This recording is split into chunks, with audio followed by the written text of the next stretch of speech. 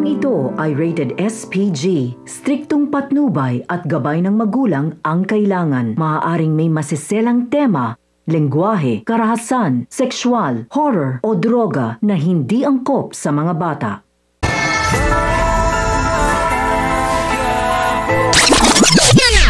Ang mga dapat nating abangan sa FPG's Batang Quiapo. Matagumpay ngang nakalabas ng bahay sina Tanggol at Enteng sa bahay ni Neroy, kung kaya't to the rescue naman sina Buldog para abangan sina Tanggol sa labas ng mansyon.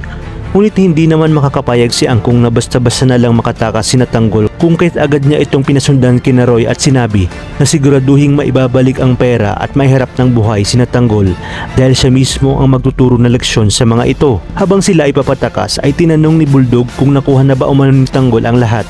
Sinabi ni Enteng na oo at nakakuha pa nga siya ng ibebenta nila. Maya-maya pa ay napansin nila na parang nasundan sila dahil sa putok ng baril, kaya naman sinabi ni Tanggol na siguraduhin na hindi sila mahahabol. Sa kabilang banda, tatawagan na ni Aling Nita si Mokang upang sabihin na nag-aagaw buhay na ang kanyang tatay Marsing, kung kaya't kailangan na nila ng pandown para mapaoperahan ito. Kaya naman dito halos mangyak-ngyak na si Mokang at diretsahang sinabi kay Ramon na gagawin niya ang lahat-lahat ngayong gabi. Matulungan lang nga siya nito. Habang hinahabol ni Roy sina Tanggol ay sakto naman na nagpapatrolya sina Rigor at kasamahan niya mga pulis sa Quiapo.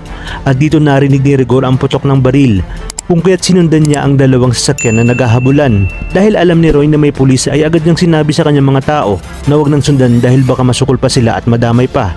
Kaya bumalik na lang sila sa mansyon.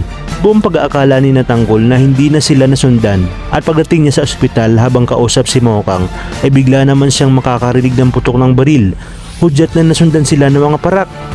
Kaya naman gagawin ni Tanggol ang lahat upang makatakas at hindi makuha ang perang kinuha nila kina Angkong.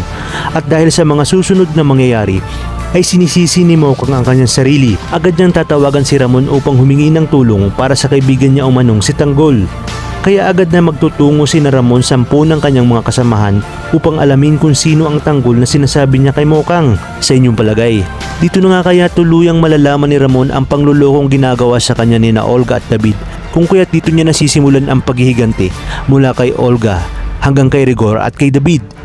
Kaya naman mga kapamilya, kapit lang dahil marami pa tayong dapat abangan dito lang sa pambansang teleserye ng Sambayanan, ang FPG's Batang Quiapo.